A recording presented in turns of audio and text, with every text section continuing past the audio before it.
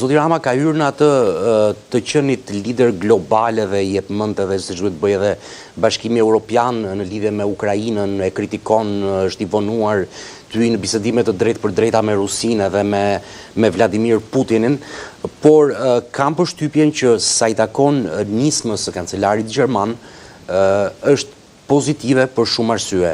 Ne, si Shqipëri apo si vendet Ballkanit, shpeshherë nuk i kemi kapur ne ritmet dhe kërkesat e europianëve, për shkak të zhvillimeve na janë vendosur kushte ekstra, situatat gjeopolitike kanë ndodhur, por me theksin për korrupsionin, ata sa duan të na fusin së shpejti, le ta themi kështu popullorshe, por nuk duan edhe të krijojnë precedentin e dytë me atë që ndodhi me Rumaninë edhe me Bullgarinë, se pasojat i patëm në Bashkimin Evropian me përshpejtimin që i bën dy antarësimeve në atë kohë. Kështu që fati i Ukrainës për Ballkanin perëndimor, besoj, urojmë të na shoqërojë ne të gjithëve. Të kemi kur është antarësuar Bullgaria me Rumaninë, Komisioni Evropian atëherë i tha Këshillit që këto dy vende nuk janë gati, nuk duhen antarësuar. Këshilli i Bashkimit Evropian, ku bën mbledhje liderëve, tha s'prish punë, tha se e zgjidhim vetë këtë punë. I rregullojmë pasi ti kemi në shtëpi. Dhe fakti që ka filluar të diskutohet tashmë nga kancelari gjerman një metodë e re zgjerimi, ndonse pa përmendur drejt për drejt vendet Ballkanit perëndimor apo Shqipërinë, me që na intereson neve, se Shqipëri, Kosovë na intereson më shumë, jo vendet e tjera. Faktikisht duket se është një tezë e cila ka qarkulluar prej kohësh. Unë e Fiorila kemi qenë pjesë në një trajnimi nga ana Këshillit, nga Kolegji i Evropës, edhe na kanë shpjeguar një pjesë, një ide që është hedhur për qarkullim para pak kohësh, por me sa duket mund të rjetësohet. Është antarësimi me 4 faza.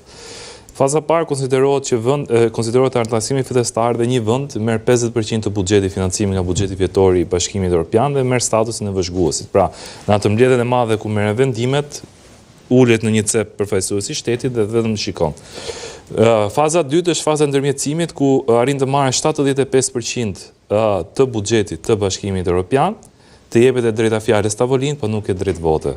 Antari i ri quhet faza e tretë, ku merr 100% të financimi nga buxheti i Bashkimit Evropian, fillon kontribon për buxhetin e Bashkimit Evropian, ke drejt të antarësohet Schengen, euro, ketë drejt të votosh, për jo drejt në vetës. Dhe nuk ketë drejt të kesh komisioner si vend. Pastaj faza 4 që antari konvencional që quhet 100% i antarësuar. Por që të kalosh këto pikat, duhet të plotësosh disa kritere, që ka të bëjnë gjitha me grup kapitullin e parë që lidhen me IBAR-in, që u miratua, se IBAR-i për këtë është sa avancim ke bërë ti në çështje themelore që lidhen me një shtet, që është demokracia, zgjedhjet. Dhe për ti duhet të qapen në fillim dhe mbyllen në fund. Për çdo stat duhet të avancosh. Dhe nëse ne nuk avancojmë, mund të themi qoftë me këtë metodologji që cila edhe mund të hidhet për diskutim në të ardhmen, nuk mund të hidhet po si teori, praktikisht ti as në fazën e parë nuk futesh si vend nëse ti nuk fillon realisht që t'japësh rezultate konkrete në ato që quhen çështje themelore.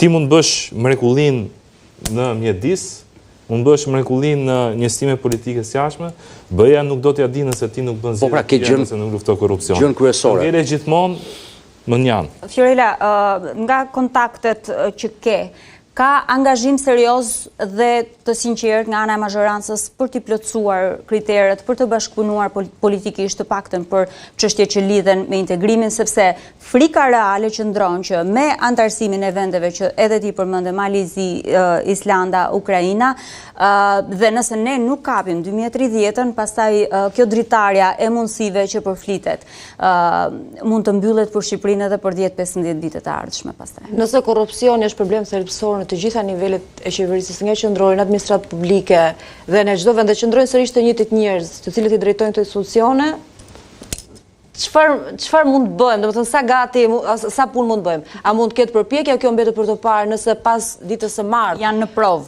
Janë në provë. Ajo se çfarë që ditën e martë do festojnë, por ideja është prap do hapin shampanjë ata. Tort ndoshta po, pandi. Ideja është nuk ka ende një lëvizje të madhe, për të shkundër të gjithë shtetin, sepse Bashkimi Evropian, ajo se çfarë ka kërkuar në raportin e parë, të shkundet gjithë shteti. A do ta shkundet Rama gjithë shtetin? Dhe për këtë shumë... Ku do punoj sërish me të njëjtit njerëz, dhe kur vetë kryeministri Rama pranon që korrupsioni është sistemi është problem, është ende i korruptuar. Kështu që Edi Rama është në krye të këtij sistemi sot. Kështu që si në këtij sistemi në Shqipëri qeverisës, kështu që nuk e di se si mund të luftohet kur vetë janë vetë në drejtimin e të gjitha institucioneve dhe janë pjesë e grupit negociator më shumë të gjitha institucioneve e administratës publike. Janë po të njëjtët njerëz më. Janë po të njëjtë njerëz, si mund të luftohet dhe kjo është pikpyetje e madhe. Duhet parë, unë kam një kuriozitet nëse kryeministri Rama tashmë do të bëj pjesë ndoshta, a do bëj pjesë e grupit negociator, së vërtetë do edhe opozitën? Kjo është një pikpyetje që duhet ta bëjnë nëse vërtet do që pasi ja ka bërë edhe një herë të ditur Bashkimi Evropian. Integrimi nuk është i vetëm një partie, integrimi është i të gjithëve dhe duhen përfshin të gjitha aktorët.